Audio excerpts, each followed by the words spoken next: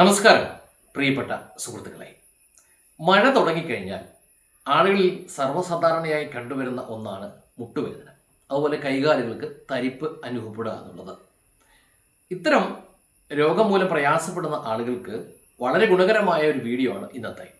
ആയുർവേദത്തിൽ ഒഴിച്ചു നിർത്താൻ സാധിക്കാത്ത വളരെ പ്രധാനപ്പെട്ട ഒരു ഔഷധമാണ് സഹചരാതി കഷായം.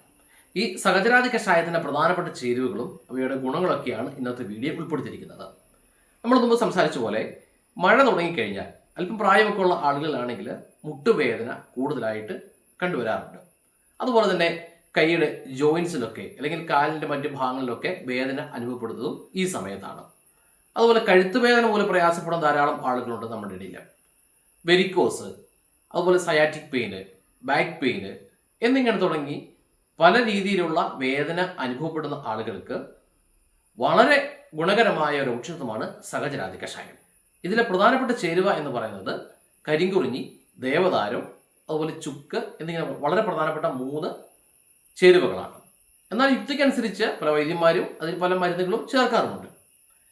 ഇത് കഴിക്കേണ്ടതെന്ന് ചോദിച്ചാൽ 15 മില്ലി 45 മില്ലി തിളപ്പിച്ചാറിയ ചൂടുവെള്ളത്തിൽ രാവിലെയും വൈകുന്നേരവും ഭക്ഷണത്തിന് മുമ്പായിട്ട് മേമ്പൊടിയായിട്ട് യോഗരാജ ഗുൽഗുൽ ചേർത്ത് കഴിക്കാവുന്നതാണ്.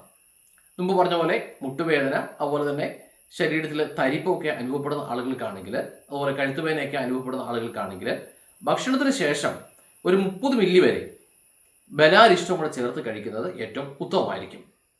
എല്ലാ ആയുർവേദ ഔഷധങ്ങളും കൃത്യമായ ഒരു വൈദ്യനിർദ്ദേശത്തിൽ മാത്രം ഉപയോഗിക്കുക. ഇതുപോലെ ഉപകാരപ്രദമായ മറ്റൊരു വീഡിയോയുമായി നമുക്ക് വീണ്ടും കാണാം. നന്ദി.